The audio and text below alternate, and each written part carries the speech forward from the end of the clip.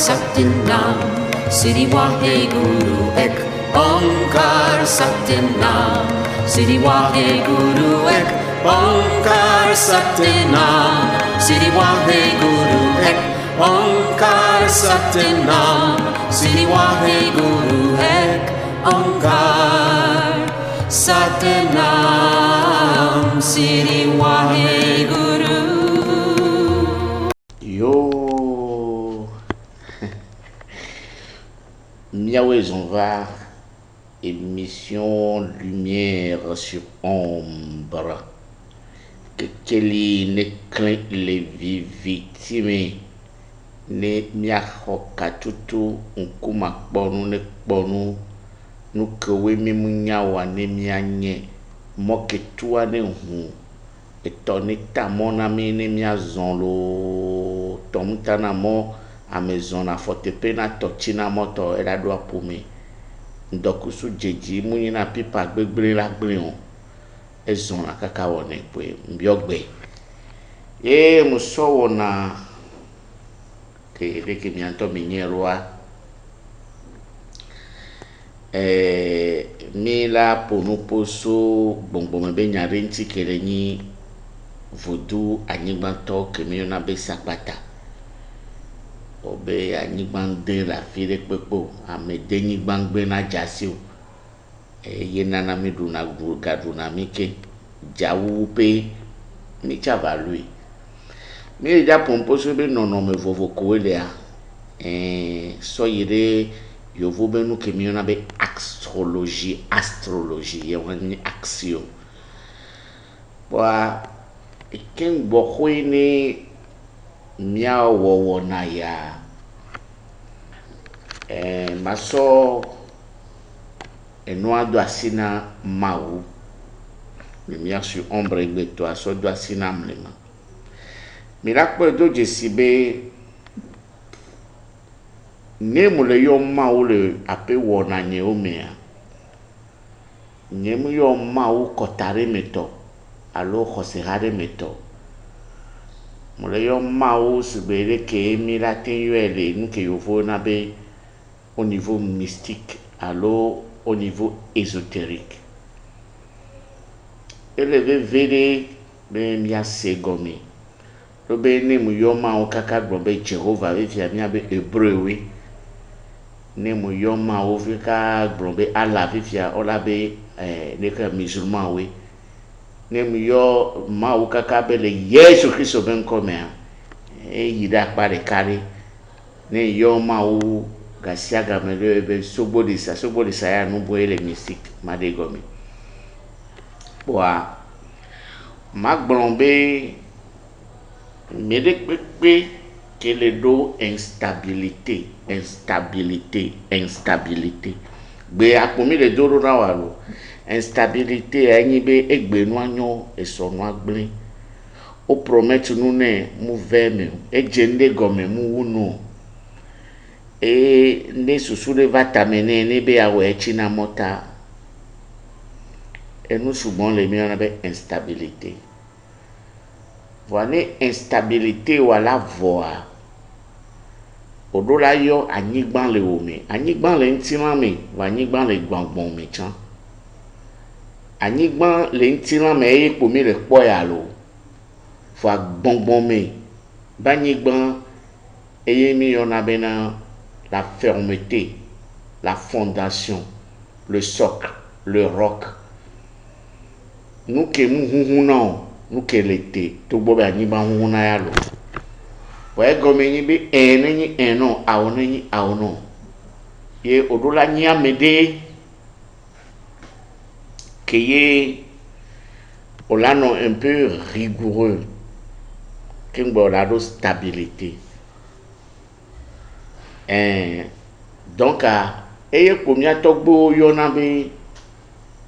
ekpe muno na nigban jananyi Yesu amlema amerika keleke ame abe pierre sur cette pierre je bâtirai mon église et comme tado jinu de la noisio sous toqué de la noisio principe de la noisio et on avait le fondement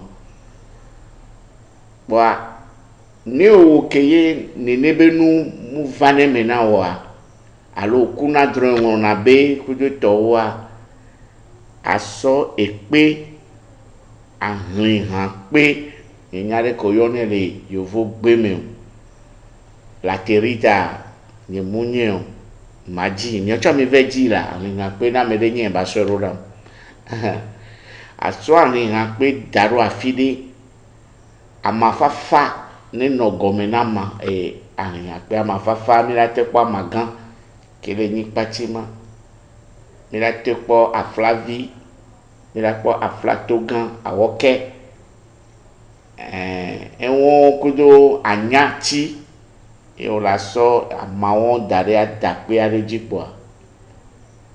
ano kosi gbalo koroji ano donko ne bede pe mu no na nyigban jana nyi olo nuke sovale ya nelite nelike ni yo ke mi le gban gbe to ra c'est si simple e nyate pe beni pa kengbo la do ya nya enyake wele o la glonye mja fion o onto parce que il y a une mission que l'homme devient lui-même et que l'homme puisse se prendre en charge spirituellement. Je ne suis pas là ici pour vous dire venez, je vais vous faire quelque chose, parce que ma part aussi est, j'ai ma part à faire, toi aussi. Donc nous qui nous le voyons be au chanyande ni mu ona nu yo voa maweno otenyi nyonu otenyi nusu ke numuli na ke no pa dakpe won amawon na deroji ga ko ahane gbero sigbaro vire po la jare jin deken sen deken ye ano bio keleli doko le wa ni che sibede ke pem no na nyigba jana nyi wa ao pe cham no na nyigba pe na pe o enu ale do Pierre, sur cette pierre, je bâtirai mon église.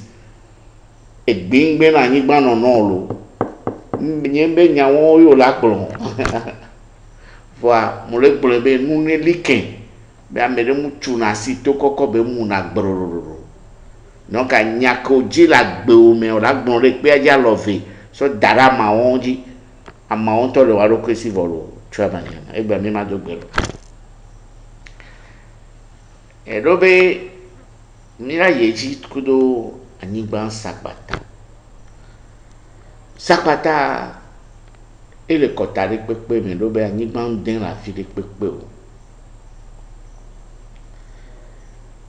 sakpata ele règne minéral mi règne végétal mi règne animal et règne humain mi se comme nanenia nyare ke ma de gomedu nene on pepe le wetrivi pokpon me an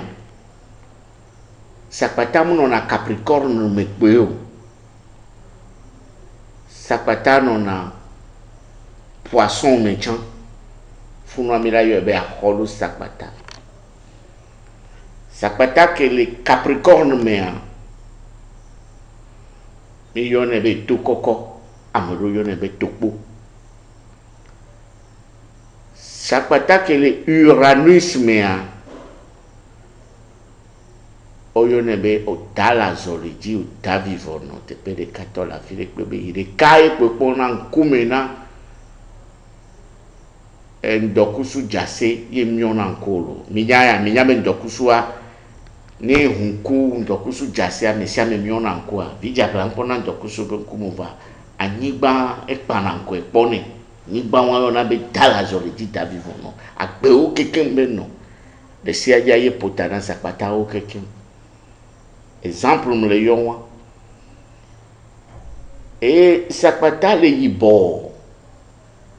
e santo muye be kola pe nyina yibo wa esona gbogbo to akola ke be sona yin yibo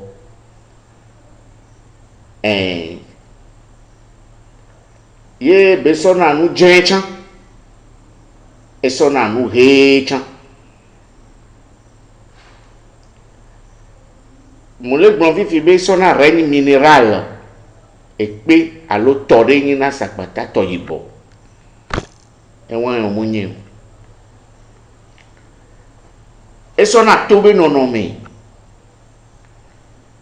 be sona ati chan be nonome règne végétal e sona lan be nonome et lan qui est trempé serpent haut mais ce serpent ben non nommé serpent sous bon les serpents mettons yemunya et sona najar et dans les bords mutuna ndokusu me bata et sona dans les bords wani nu avoyi boa avojeni chakpata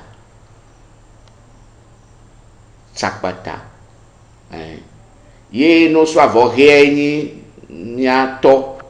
dangui dans ma doit me voir c'est le nous c'est ni keke alo me wonu na me on pone kovi ndu na kovi sakpata c'est toute une philosophie nos divinités c'est toute une légende ou des contes, des histoires, des comportements, des principes que nous devions connaître. Nous devons cesser d'adorer des divinités parce que on devait tuer des animaux, tout ça là, et leur donner quoi, les cérémonies. Non. Ces divinités doivent être prises, oui, doivent être considérées comme des principes, toute une philosophie, une méthode de vie, un comportement, une sagesse, une force. Et parce que nous les qu'en les doigts, nous qu'intimia togbo pour na de do a nyakbedo no na de pumea. Ola nyanu ke yo so vodua ola nyanu ke yo le yona vodua et nous le ke ni nyanu mondeti sakpatani na e khezozro e zanton keketo ye sakpatani na timbre bayi sakpatani na agbeto deo be nonome nyamede tono benade omu zuna kpono o be ne o zun kpono a ye ne amea kpono a mu zun o mu dwenchi no mu pofido a ani gbangan to la pofido kaka la yeyome enya gan e fiobe kpono a nto kenyi o sakpata nigba to et sona et gomelan et djedia et clo abobo et landéo chan les togomé tous les coquillages et kudossier ye besona et lanto azochan elle a tenu bison buffle sakpata sona landéo be non nommé no ya femme on la jessi nous que yo gbe non le afan kon li o me yo nyabe sakpata elenko yo gbe non be ngadu giraffe ngadu singe ngadu nu yo kwa nyabe esone wan be non me kembe sona gbeto ro be non me apo no chan le funu adahwato chan le funu le dolo egbe anke njibe mianya soinjo et moi keke mi matenyevo et moi keke tellement be nous kinti la mission ya doa amede la vago palato no be sakata le inji obe e gombe ve kanfon lo amede pomde ni le ko la o kin bo la nya be sakata le inji e ke le inti wo ajito chitoya ezan ya lo nkekeye dambe non be le soa allo kukuto avec coucou chan ina sakpata dzule gba ɖe dzi takpata le to alo takpata le to dzule gba le to sakpata dzi mɔze kpli nutɔ ya eke tɔ tututututu bedzo nyi o ɖo be mɔndo wa ekeke donc comme be anyigba be nyia na anyigba tsaku sia enya le me na anyigba tsaku anyigba enya le na anyigba tsaku aya enya le na anyigba tsaku zotsan ele va ne mi le kpɔ wetri me sur le plan astrologique mim jate yo no be yaye va le kimi jate wero kimbo la nyo no yi nu ope ade na me ale yo vodu de ben kona wa mu ga so ele video nu ke la no be vere na we nyi be ni nu ke be le gbon na wa nu wa la gbe o me anya be vodu ke be le gbon be le gbo wa ele me tutututu lo mu jibe na mia do methode sia de nga no flu dobe Africa do la yinko no va gbonye vi fimbe vodu ya le gbo va nyenjo gbon kele wo dobe ni gbon vodu nke na gbon na be nu kankan alo vodu wa onyi agbe nono onyi principe onyi attitude onyi esede no po gbongbon ya po do la gbon ya so ame anti e go be nu wa le wa me a doko no mu jesi gbongbon o wa ma tempo we trivi me pokpok benya yo la nya we ndo bonbon ya nu ke benyina ye o la pok ngbe la ponupuna amen ba no ya fide to na me nu ya jom o be nu ya jom tu deviens esclave de ob et tu ne connaîtras jamais ta vie le ko la onu enu ni be yidoku ome akpɔra bena de nyako gbɔn de elemea bio awunu bena de ne gbongbon wɔn la me gbɔ do ko wɔna do ne jesio elan ke be nyi no gbe ke be nyi no nuwa tso do na kɔro na mi wotrɔ be nyi alo ndɔkusu ye zanu alo de ke be nyi do nyaga ya tugbedze ya ye ne gbɔn nya ça part du temps odola monjenji nous que tie mouva be ma ponu pour so aspect et sakpata be nono me vovo tutu gba ma jede gomi apumeto e togometo apumeto akudo togometo auto vovide voye matinye onfo ne o ke jibe no ajoro yo gbronya so agbenji na wa o la se gomme be yedola o de ke kaka no me ko la no kaka ye nude la va de ye do question be ye ya e mo en wa gato na tata gato gombe ngbron be o mo hun tant que o matin mo hun to nyam ke be nya ni be no pe mu no o ve wu nde na vodu de pa gombe wo ku mi cha no o la no agbe no ke vodu anya agbe vodu to nya agbe no e c'est un principe. C'est un principe. Nous wanti vodu gbogbo to nyina elan odo. Yene o le to o kan fano yo le ya fan bretana wa. Et non asibe la Fontaine. La Fontaine. Hein, Jean de La Fontaine. Que ye yona lan so pour emploi. Et nyade bele gbon nya agbeto be so le sokulan. En lan be so le sokwa agbeto le wa be agbe nono ko wa be mu seome le chêne et le roseau. Le corbeau et le renard. Donc, elle a nini so poisson vivia. Poisson vers le 3e décan. Et de wenina holo sapata. Et de wenina tohosu. Tohosu tovuna holo sapata. Tohosu est gomeni be. Aniban le royaume de sous l'eau. A holo sapata ni le royaume des eaux. Ni banque le funwa et tohosua ile ni fio bonbon ke ye budjile royaume wanji e di na ni na dan et dan wa on to pe la di la po e o la gbole no voa anu oto alo bokon ala do so li agbe no de nu ko e jona roji wa ye on to la nyale ko chana valui o yone be tona na mi amlima wa e hiana mi l'Africa conjurer l'esprit, parler l'esprit, invoquer l'esprit personnellement, le travail sur soi. Et il y a un matin, on va prier, et nous on le blémier. Mais le blémier, mais il y a atteindre nous que mignon. Nous, on sait des comme on l'a été, yo tombé, ah, tombé de quoi on est d'eau. Et la tête sauve, maté ou est nous. Les poissons, mais on a holo sabata, et bien représentation, et il y a écolo. Et il y a balé togome. Et balé togome à pougomeda.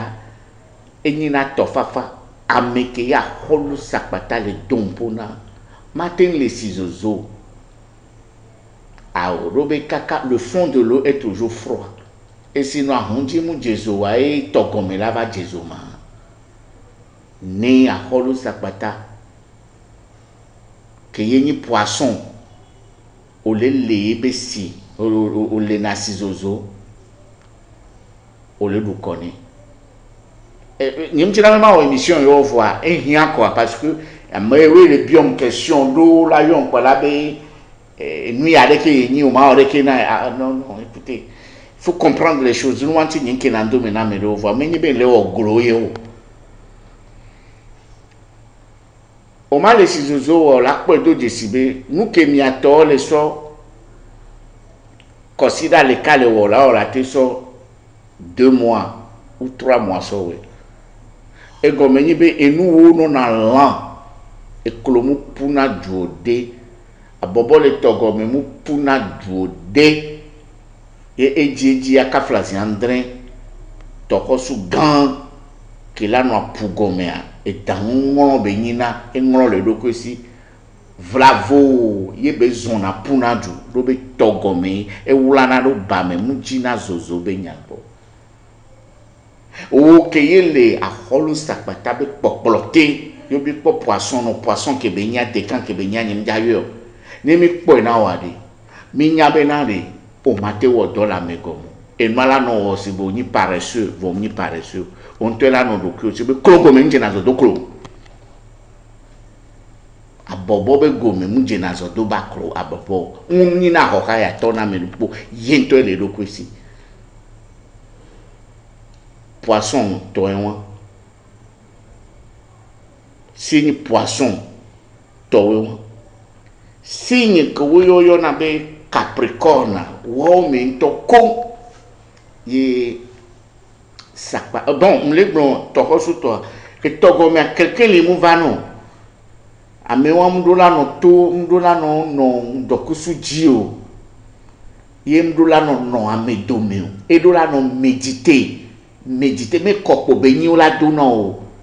no to no be ngadu abobo ngadu agalan me gadu no do be no ka to no nakaka gomeda ta e ko benyi no ni ya ta ye benyi ko won agalan no de be nya gomena wa o la fan do la fon e kuloa no de be nya gomena no ke benyi le kota vovovo me o la niba zobe nous m'a biba le togo me holu sakwata ki won lo ani mi so yi capricorne be côté a to po la gidi a to koko le todo me le tu sinator ni ma ten bloyo no po to de le todo me a et toi yebe et toi be afo fike be to lo afuna fana mion vane to ale koko kakaba do afile le to agba to ajenazo vide kengbe to anto ba ton et to ba ton na le to ame ko la me ve ame tomber le po yibo je velo okwa revia e gombe owo ke jore no me wajia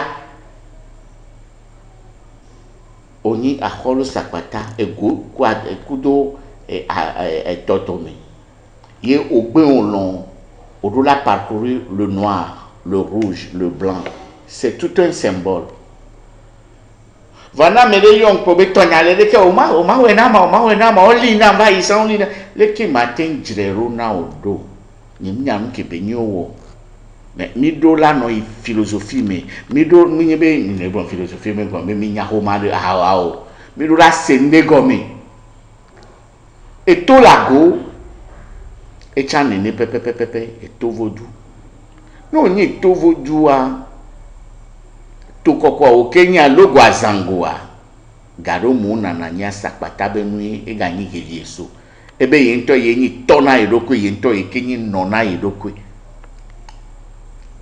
et to le voit tomulo yenya titsu apchon aveaji l'arbre qui cache toute la forêt. C'est comparable à une montagne. Et to le voit mais on vivia o wenyi to koko glijagli le bonbon me to ke ya pojo no ke la pojo me ke ba ho mo jave o doleo we o le po be oni Hercule o we o le yo be Héraclès le bonbon me o la pe fu vi fe me subon mo no mu dojiwa o matin va yinko le goro me a gobe sakpata ke mi na be Capricorne et zena le nonomede me ajido les ogbe enu ale do ajido a si non a chumene va zogbe be non a eji mais do ni na ajido le baobab est là l'éléphant est là et wa ya nu ibo beni kirikiri e fiombe ameke we joso sakpata agodoa o rododa si so devi me kebe yoani tasino nunola le bonbon me o so pome a kekembe nu sension so plata so fetomeke neyo nyon nous le côté one sont de la dompo ye no vani nous sur le côté one okuto to okeji wa ho vide la no miame no munya wo a beside la va miame devi won to no be ni ne hwe ni ne o la ni o kembo la va la vanya ameko ni enu ya kemi le sro amola po be devi nu e voa bonbon le dotom wo bon ho nya le o nya chan devi be nya gbon mi le o ni ne mi son ba le gbon ma je da o mi le o togbele le ku e vo la gbele se aya popoa nyale si anyigba nto kemi le gbon kusi kore ni ye sakpata et non a veme chan et que le monde do et que le sur la terre et non a veme et non a veme et non a veme a veni na sakpata a veni ba ye eni na la to azo chan sigbe bison sigbe nkene o bison kodo buffle sakpata ni na kinikini nyange ni kinikini ajanta tapoyo asutoa nkenti be ni na kinikini no po lion à partir de premier décan janta que esprit ko no na lion premier décan wa sakpata na no mais la biombe la benane nke o lion wa feu be ni voix. Et voilà, on m'a dit que ça peut feu. Le lion n'est pas que feu, c'est selon les ndéo les qui matin. Ne evani janta evani ne sakpata on va les comparer que do janta. Et ni na voduro on avait jagé nous les deux. A Juanoué, ni bambe ni clipo, tete clipo, nous les dolo. Héru. O le vo. Ni m'di pe ma vague blen quelqu'un. Ne mi so Uranus, que wenye na verso a. Le verso me a chambana na nia. Va sakpata de o le funua o na nusi be hezozro ene e hezozro mi la kpɔ le corbeau ŋutɔ mi la kpɔ azeke ɖewo ko woe tona zã ko tona ŋkekea mo gblɔ be wɔna be da la zɔli dzo be amea le teƒe ɖeka va le afi ɖe kpekpe le vent faisait l'amour avec le sable ndadia enye gblɔ nyawo pa mo sɔ ɖo tome ɖo buna le tame na na ya le poa nu ke wo be sɔ amakpa ƒuƒua ɖo be ve dana wo ɖe kɔkɔli dzi ne aya poa ya srɔ̃na anyigba be nu kaka ɖo be ve kɔna ɖo aya ŋugbena popo va anyigba po le dzi po le do ye anyigba ŋudẽ le afi ɖe kpekpe ame musina wlana do anyigba ne zã do la mlɔ anyi leke ye anyigba va nyi srɔ̃na sogbo ŋdɔkusu gã ɖo be ne hu dzakli ɖekea anyigba le ne ɖe te anyigba va nyi srɔ̃a le Uranus be kote eye nana agbe le tɔgbɔ egbewo gbɔ elãwo gbɔ agbetɔwo gbɔ gbɔngbɔnwo gbɔ nye mate yɔe be ŋkɔ ɖo be ne nene be nu le agbenɔnɔ ɖe nɔna ameawo si elã ke to azua mu fana tabavi o sakpata zogbetɔa ke ye tsakudo taureau vɔ le Capricorne mais quand on parle de taureau on parle de Capricorne amea ne dza wo ne kpekpe bɔbɔna ta gbogbogbò ne wɔ vɔ ke ŋgbe ŋkɔna dzigbɔri nyea ne mo le dza wɔna yewoa ŋdzi ne mi ma de gɔme ne wo ŋutɔ gbɔngbɔn ɖe le gbɔ no se gɔmea o la trɔ kana nye tsana va kana vi nyo gbe ɖeka gbe nua le dom tso asitɔ anyi ro va ne mi sɔ yi ŋdzuwo mea nye mi dzi be ma gblɔ même bouddhisme budawo le vovovovo ye budawo ɖewo lea wonye anyigba vo sakpata vovovowo ne mi sɔ ɖo sakpata agbetɔtɔ dzia ele signe ɖe me ele lion me o la kpɔ aɖaxɔatɔ o la kpɔ ekponɔ o la kpɔ agbetɔ ɖe ke ye dzabi sigbe Lazaro ye avu le ɖi ɖɔ abine o la kpɔ mɔzikplinu Carrefour ye o la kpɔ egungungun o la kpɔ zangbetɔwo egɔme ameyinugbe le goɖo me asakpata mu nyi ku o enye agbe ebe ye nyi ku va zu agbe agblenukuku le gɔme ne kengbe be gbɔ va agbe me ye ku ŋdɔkusu wɔna dɔ sakpata me si le aya le zo le anyigba le kpɔa ne wo va mia gbɔa miawo mi la de gɔme no eke be nyia ne wo va mia gbɔa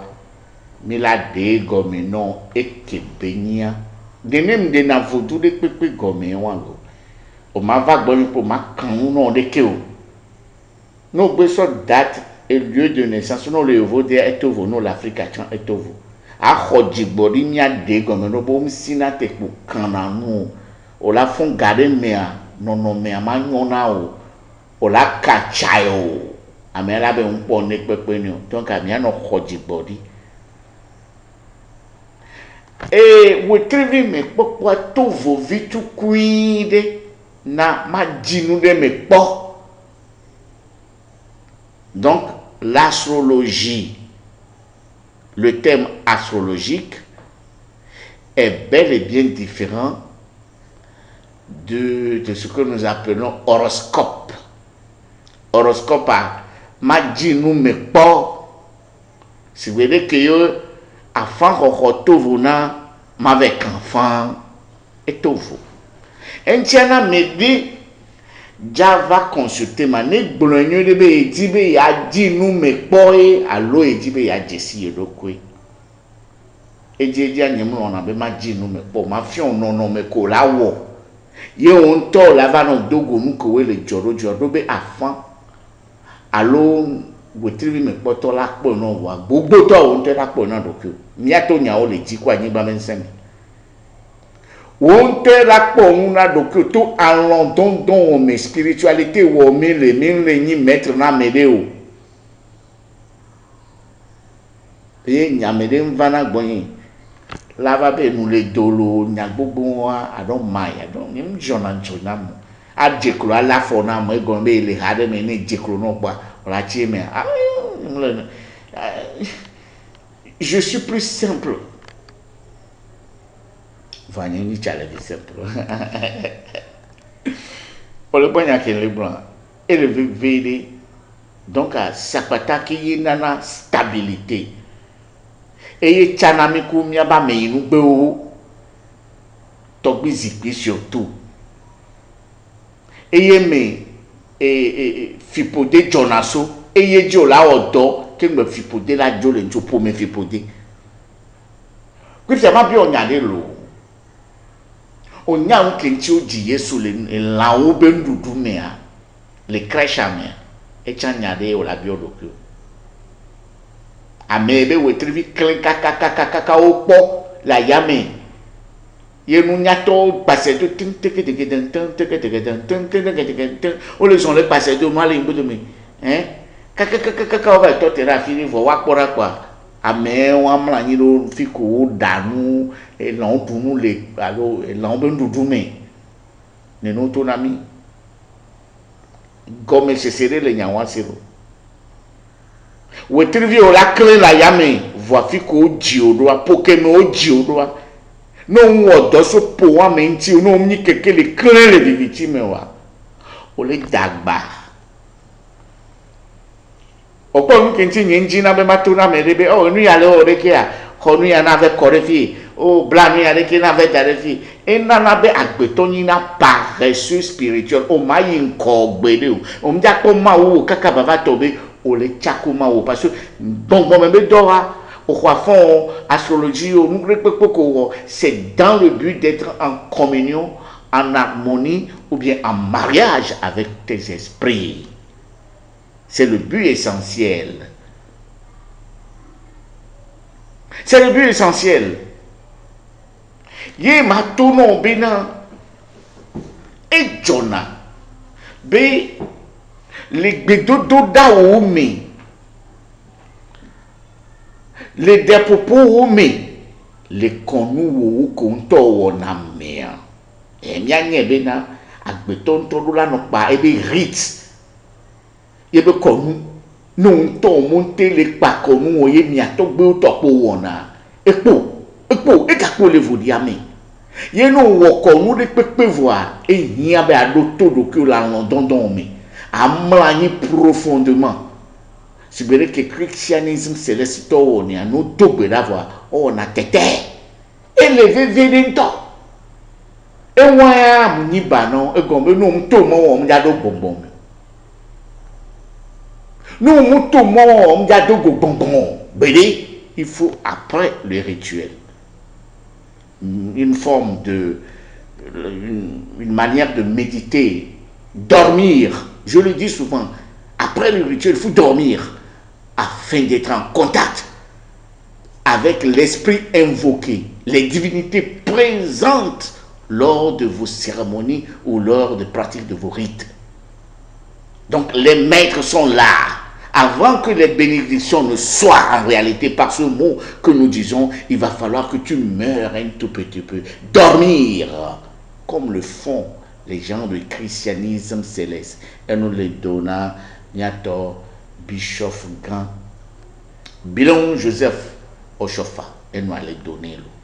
Et Bebo. Et les védento, nous avons une religion, nous pouvons me vaudou, mais nous les on les prédoque. Nous pétons d'abord pour diable ou na segomé. Et de agnade leme de poa nyagbede leme keye luvo do la odoku do la segome nu ke gome o mo se wade bon mo vana o ame gbogbo to sabo ame gbogbo to khovudu de obenene nene agble kaka pada mo ma po ne na fioto alon don wa le vevede gbongbon me nu no ja dan me lidi o don alon alo anyigban biru anyigban ji mi le gbon yale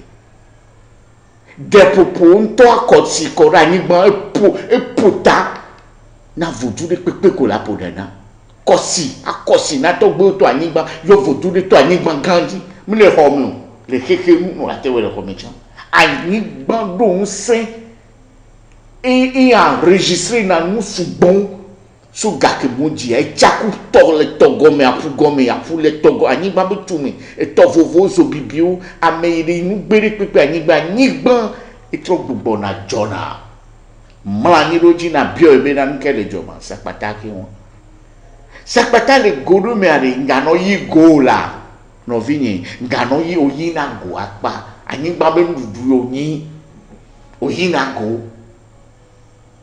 anyigba le to na me e komini ebode yo zonzonde yona zonzonde yona ebode yo zonzonde yona le la pana bachana ta pana tachana ebode yo zonzonde yona Bobe no enorme koja punando na be habie en démonstration de force et quand le bobe quel est ne ma asiko pominye asiko ni ngovila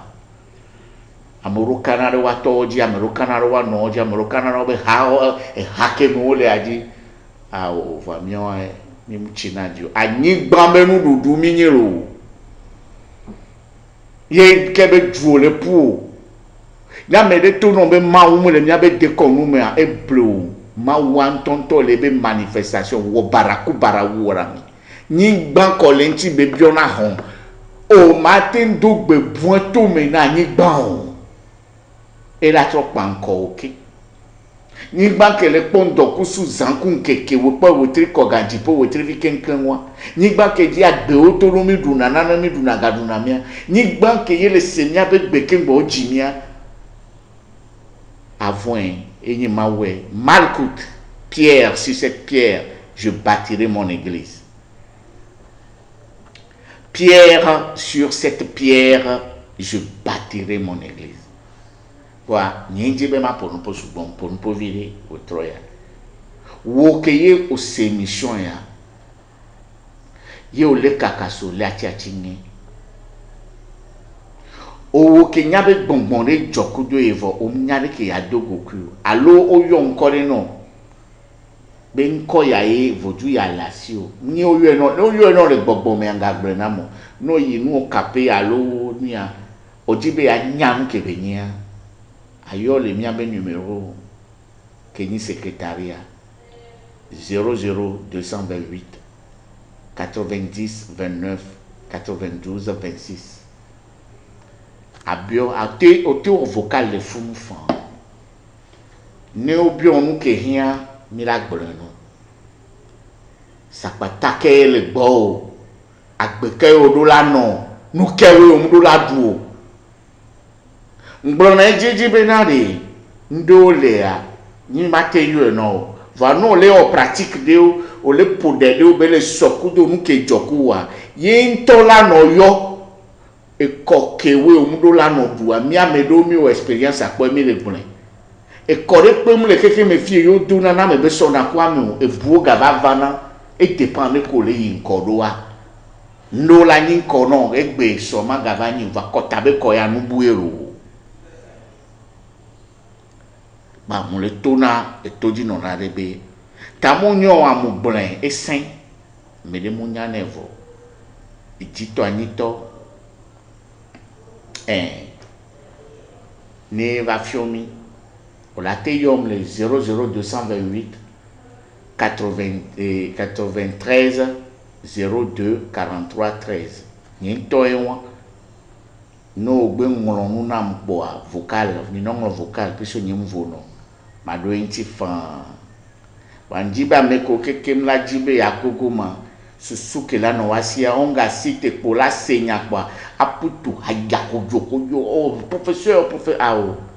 dodo kyo me biodo kyo taji vodu abe mekenyi professeur tata gata ke le yolo ko le fuma ye gbo nu nyon ne fiensi fiemia ete wea ni bonbon le taji no be va ni matu no be puju vao ma mesia me wona nu na me ne gbe me on la va gbo yin so la va gbo be gble nu na e ko to non je veux savoir qui est cette personne. Nyembe somi huobo kongbo beni kanamo. Biodoku la lome. Kimbo la danwa. Njibe ne onyi nu poto. Ye ma o somu de no. No la ten pom le bonbon me. O lava no mte pom ngavolo. Chwaba yaba. Exactly.